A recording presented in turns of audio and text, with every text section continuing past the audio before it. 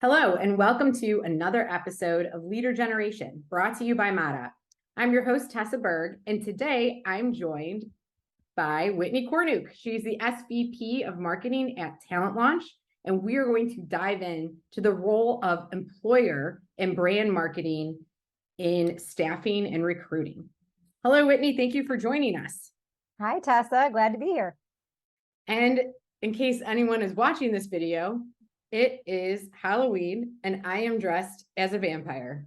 And if you are not, then you're pretty lucky because my makeup's wearing off and I don't look as awesome as I did earlier today.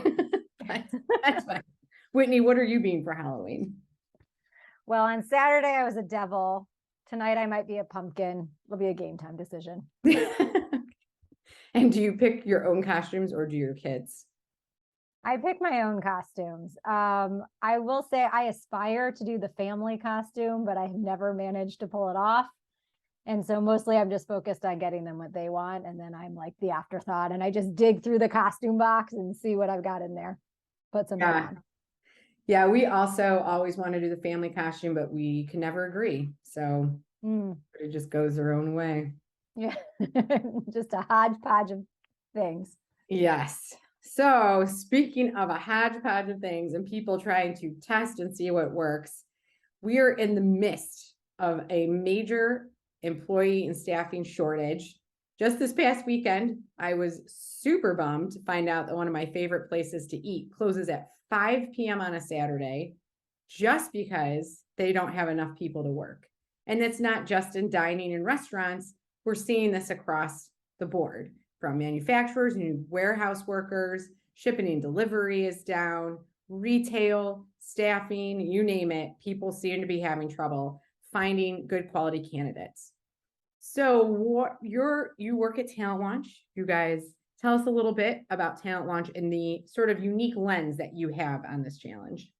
Sure. So TalentLaunch is a network of staffing and recruiting agencies that are all across the country and specialize in different industry verticals. So we have businesses that focused on manufacturing and production, IT, healthcare, professional services like office and administration or accounting and finance.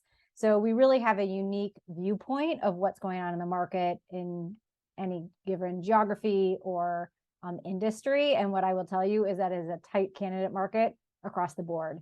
And there's a lot of reasons for this. It's no one thing. I know during the pandemic, everyone blamed the stimulus check, so no one wants to work. But the truth is, there's been a lot of changes to the economy that have influenced why we're so tight on labor. The pandemic did encourage people to retire early. So, there's some people at the experienced end of the market that exited. Some of them have now come out of retirement, but that was certainly a piece. There's been the rise of the gig economy. If you think about all the delivery services, Uber Eats or Uber drivers, Instacart, those are all relatively new and they've pulled people away from other types of hourly jobs like dining and retail. And then there's also a skills gap. So there's open positions and people don't have necessarily the right skills to fill them. That's obviously less of an issue at the entry level end of the market, but in some of the higher level positions. So all these add up to a fierce competition for talent. Yeah, I love this as an opening because I will say we heard a lot during the pandemic that it really was just the stimulus checks. And like, man, as soon as we stop giving those away, we'll get a lot more workers. And it was almost like nothing happened. Like still no one, and everyone keeps saying, come back to work. But to your point, people are working, they just might be working differently. So what can employers do to compete with these different styles of work when people seem to be valuing flexibility a lot more, kind of doing work on their own terms as a business, and especially as a larger business with multiple locations? How do you compete with that? So people have definitely changed their relationship with work in a number of ways. And obviously, every business is a little bit different. Some jobs can't be done remotely. Healthcare workers have to be in person. Although the rise of telehealth certainly has grown during this time period too. So I should actually rewind that, but many healthcare workers need to be in person. And I think what employers need to do is really think about what matters to their audience. And this is where, I know we're going to segue here, where marketing comes in, because it's not too dissimilar to how you think about catering and advertising yourself to your customer base. You think about their problems and how your product or service solves it uniquely. It's not that different for employer branding and marketing yourself to potential candidates. So really thinking about what matters to them, whether it's pay rate, whether it's flexibility, whether it's professional development and growth, whether it is a certain type of culture, whether it's being purpose driven. That's a huge thing that we're seeing rise in importance, that especially among the younger generation, they want to be part of something bigger than themselves. And so it matters to them what role the company is playing in society. So not just about what you make or sell, but how are you doing business in a way that does some good or has a higher level purpose.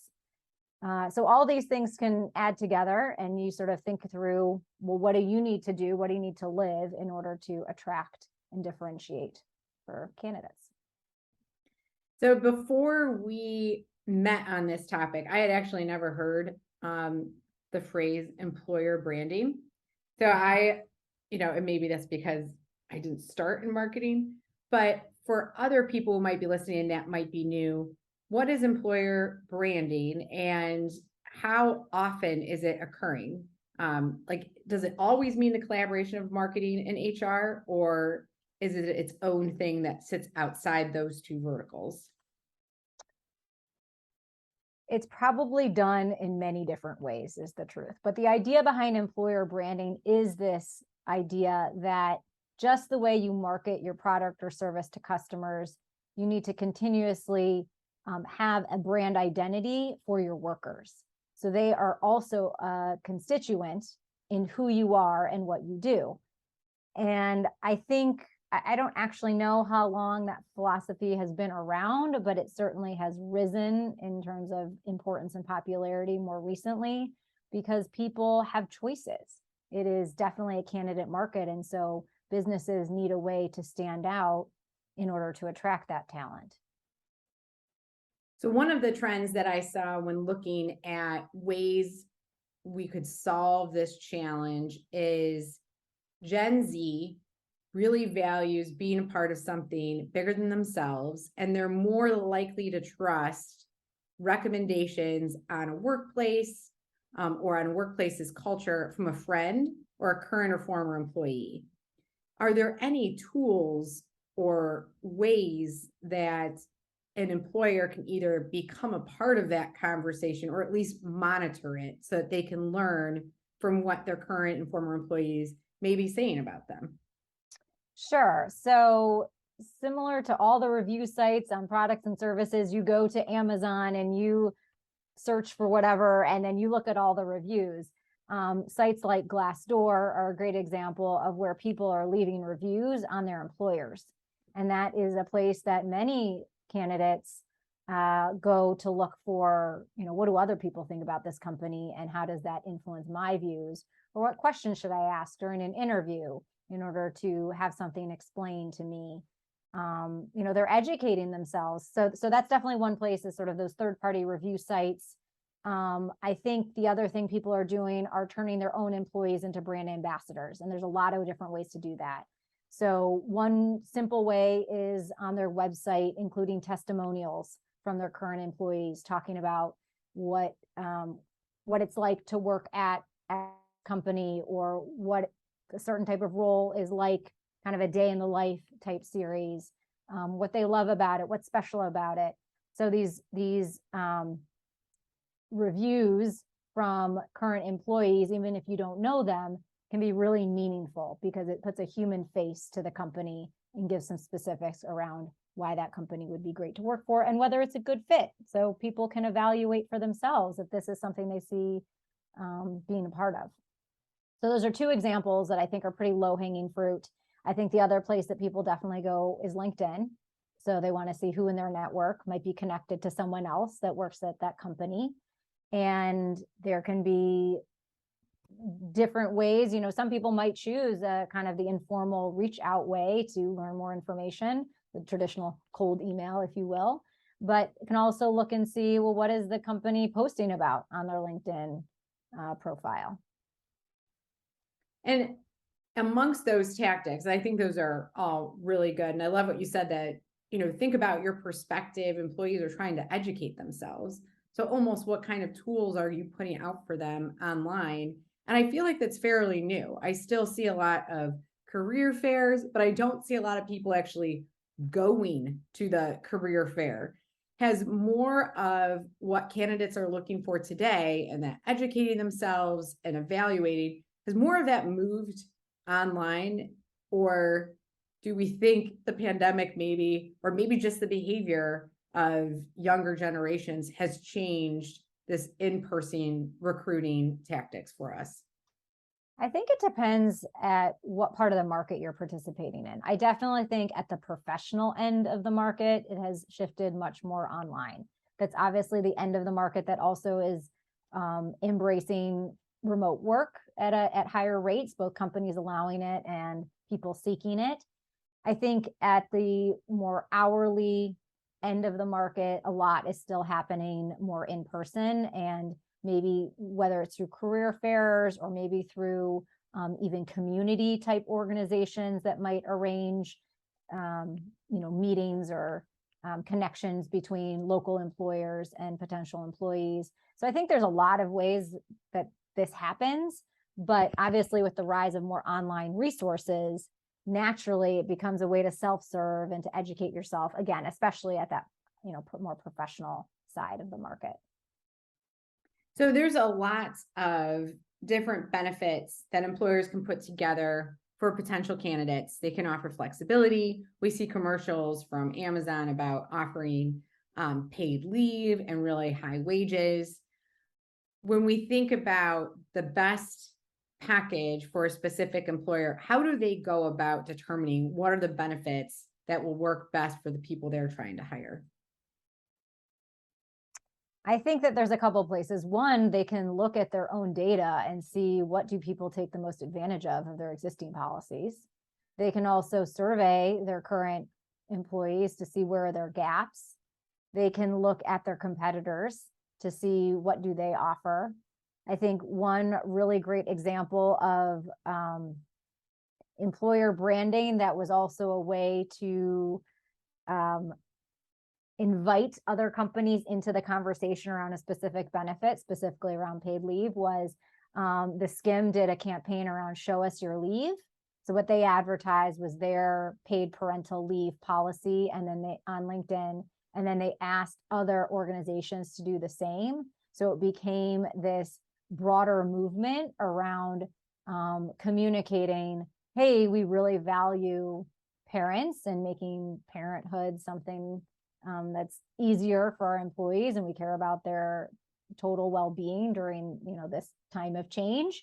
And it wasn't just, hey, we're going to advertise what we do. We're going to sort of challenge others to show what they do. And so it almost became, well, who didn't speak up? And therefore, what's their paid leave?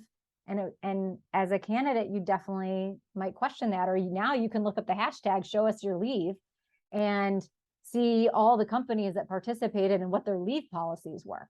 So you brought up Amazon. They've been running TV commercials about their paid leave, and it's in a testimonial style with hourly workers talking about having access to paid leave and that being really valuable for them, at a given time with their family. But another way is to sort of trigger a bigger conversation that when you're well positioned, you're forcing your competitors to show their hand, and they may or may not be able to match you. So that's an interesting way in as well. It is really interesting. And all of this is happening online in the exact same place that our customers are researching and engaging with our brand and product. So what is is there an impact of employer branding on your customers' behavior and how they perceive your company and services? I'd say now more than ever. So not only do younger generations want to work places where they are part of something bigger than themselves and, you know, subscribe to a higher purpose, but they also want to buy products from companies that are trying to make a bigger impact on society. So at the end of the day, you have to remember we're all people. So whether we're customers or employees, we're people, and the things that we care about don't necessarily change whether we're purchasing the product or working for the company. Obviously, yes. Do I care if a company offers remote work in terms of making a decision to buy something from them? Probably not.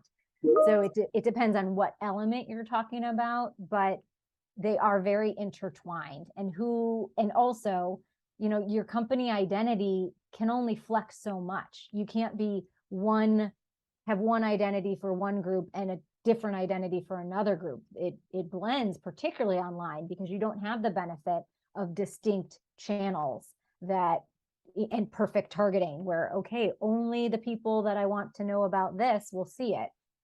Online, you know, everything is much more accessible. And yes, of course, there's more precise targeting online to find the people that care about your message, but it's also out there for anyone else to see too. So the line's very blurred. And I think at the end of the day, it's really about deciding who you are and what you care about as an organization, how you live that through your product and services.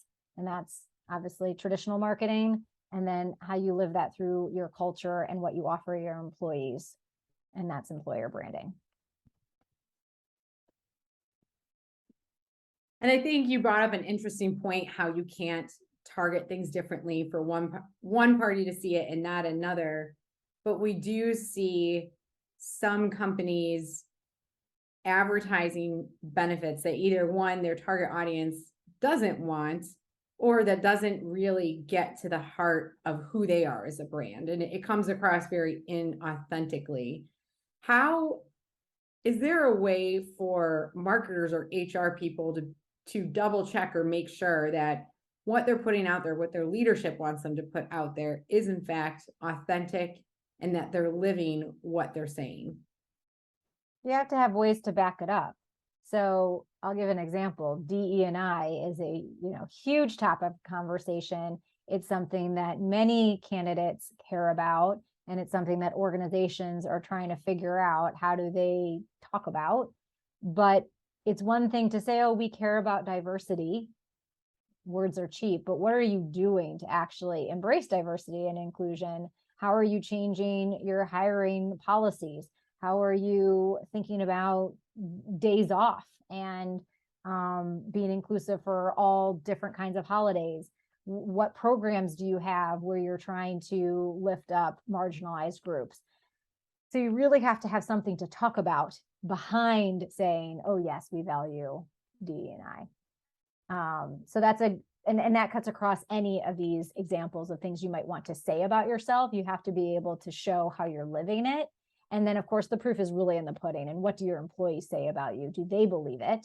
And would they go on camera and talk about it? And can you put that out there? So versus it coming from, the company, if it comes from an employee, it's more meaningful and believable. Yeah, I agree. And I think right now, we're in Q4 of 2022. I don't know where the year went, but we're in a space where a lot of marketing budgets are being paused. I feel like there's a lot of wait and see. What should we be spending on? Is there a bunch of inflation or recession coming? Lots of questions. But one of my mentors, and I won't say his name in case he wasn't ready for this, but he said something very genius, which is now is the time to really invest in your brand and self-reflect and say, who are we? And a lot of the things that you've said, Whitney, don't cost any money. Going in and looking at our own data and seeing what benefits are most used, starting to gather that feedback from your existing employees, doing some internal soul searching and looking for, what are the bright spots that we want to start amplifying. And there is a crossover to products and services. So there might be some traction that companies can get heading into 2023, not just with recruiting, but also with starting to build a different slice or a different view on their brand with their customers. Have you seen anyone who's doing this really well where you think, yeah, they got it? That's a good question. It's a little bit hard to answer because if they're looking internally, I obviously wouldn't know because I'd have to work there to benefit from that. But I think that honestly, when you look at the more mission-driven companies, so companies who really put their mission front and center, that sort of say, hey, we're in it for, not just profit, but for something else. So if you think about a Patagonia, that's an example that comes to mind. And they've been doing this a long time, always living their values, around the environment and sustainability. But I have to imagine that if they were in a position where, hey, we're hurting for talent, what do we do? Doubling down on your current employees and to retain them is kind of the first place to go. So, whether it's, I'm trying to think, I think it was actually REI who did the blackout on Black Friday to have their employees go out and enjoy the outdoors. That wasn't Patagonia, it was REI, but another outdoors brand.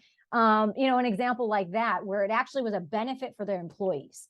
So it was not for their customers that they were dark on, closed on Black Friday. It's a benefit for their employees. But what it said about them communicated who they are and what they value, which connects them to who shops at their stores.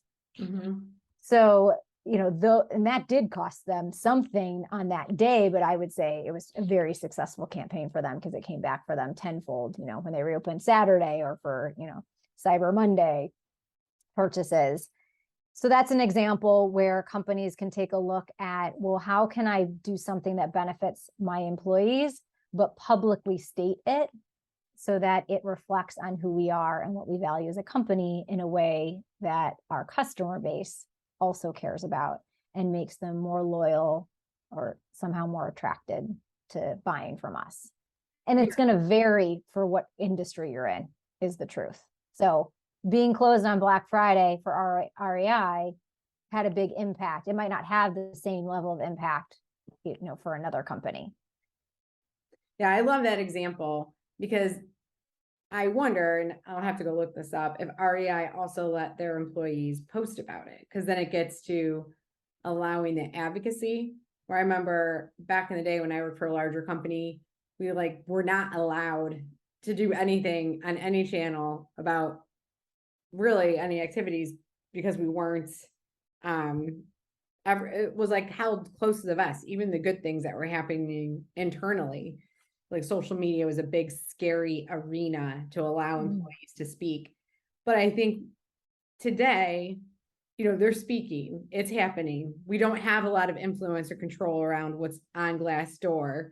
So it's really about, if you are a company that's living your values and being authentic, be a part of that conversation and let others be a part of it and advocate on your behalf as well. Absolutely. It's actually more meaningful coming from your employees than coming from your corporate account. Yes. Yeah. And you'll have a different reach, but it's obviously, it's the same idea of talking about yourself versus someone else singing your praises.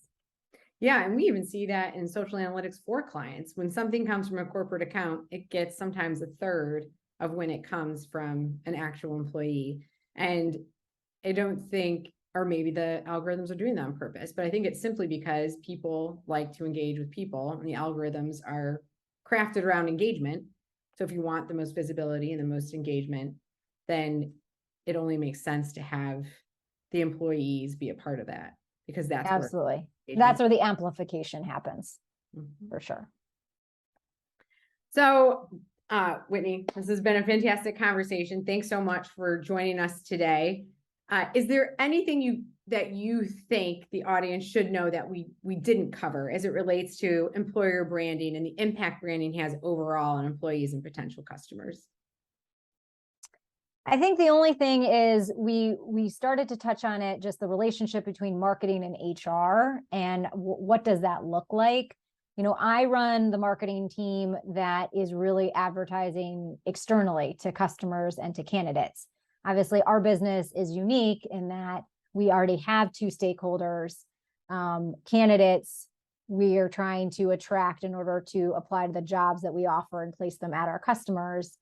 But then we do have this third group, which is our internal employees, and I actually do not own the relationship with them. It's another team that's internal communications, obviously HR controls benefits and things like that. And that's where a partnership is actually really important because, for example, the team that runs the Skims social media pages are not the same people who do the hiring. But that Show Us Your Leave campaign was really a collaboration between the two. And they chose to not talk about, the Skims product with, information and like their email newsletter and things like that. But they chose to use that real estate to talk about who they are in terms of what they value that showed up in a benefit. So bring in HR partners, bring together marketing and HR, especially when you want to double down on employer branding, is really a good place to start because they're really owned by two separate functions in most places, I would think. Yeah, I'm glad you brought it back to that because I think we get caught up as marketers, especially in B2B, always thinking about this marketing sales alignment. And, where we're at now is we really need alignment as marketers, not just with sales, but with tech. What's the most efficient way to bring these experiences to life? And HR. How are we being authentic? How are we leveraging what we know about our target customers, who may also be employees, to reach them in ways that are meaningful and significant? So yeah, I think this is, you said that and I'm thinking to myself, I've never collaborated with HR. So there's probably like a lot of people in that boat. To be honest, this is the first role in which I've collaborated with HR. Coming from CPG, they were totally distinct groups. Mm-hmm. Well, that's awesome. Well, thanks so much, Whitney, for joining us. If people want to reach out to you directly, if they have questions or want to connect, where can they find you? They can find me on LinkedIn for sure. Whitney Cornuke is a pretty unique name, so I think I'm the only one, but that would be the easiest place to find me.